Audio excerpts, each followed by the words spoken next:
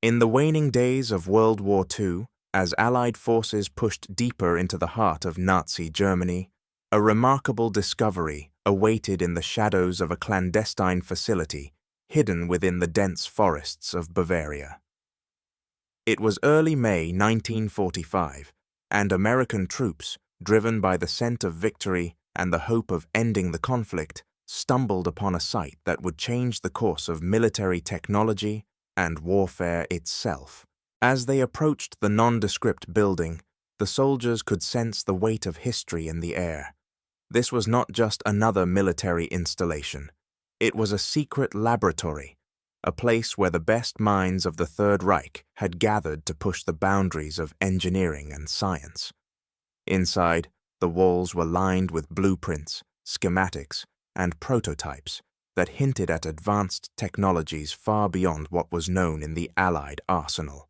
Among the first items to catch the soldiers' eyes were the jet engines, sleek, powerful, and unlike anything they had encountered before. These engines, engineered for speed and efficiency, would eventually lay the groundwork for the jet age that was just around the corner. The American troops marveled at the intricate designs, realizing that they were looking at the future of aviation, a future that would render propeller-driven aircraft obsolete. In one corner, they discovered a series of rockets that had been meticulously assembled, each capable of delivering devastating payloads to enemy targets.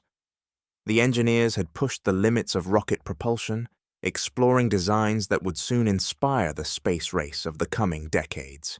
Each rocket was a testament to the ambition and ingenuity of the scientists who had toiled away in secret, far from the eyes of the world. But it wasn't just aviation and rocketry that awaited discovery. As the soldiers combed through the facility, they came across weapon systems that seemed to belong to a science fiction novel rather than the grim realities of war.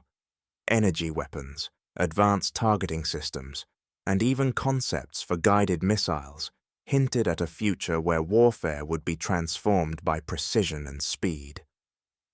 These technologies were a stark reminder of how close the world had come to a very different kind of conflict, one fought not just on land and sea, but in the air and beyond. The laboratory's files revealed ambitious plans for a new generation of aircraft, capable of exceeding speeds of 600 miles per hour, speeds that would soon become possible with the advancements in aerodynamics and jet propulsion. The data indicated that these planes would be equipped with cutting-edge avionics and weapons systems that would give their operators a distinct advantage in any engagement. The implications of these discoveries were staggering. The Allies had not just uncovered technology, they had unearthed the potential to redefine air superiority. As the troops continued their exploration, they unearthed prototypes of fighter jets that were already in advanced stages of development. The designs were sleek, with swept wings and fuselages that hinted at the aerodynamic efficiencies that would characterize post-war aviation. These jets were not mere concepts. They were tangible proof of the Nazi regime's race to dominate the skies, a race that had nearly culminated in a new era of aerial warfare. The implications of this discovery were not lost on the American commanders. Reports trickled back to Washington, and soon military strategists were analyzing the captured documents, contemplating the ramifications of such advanced technology.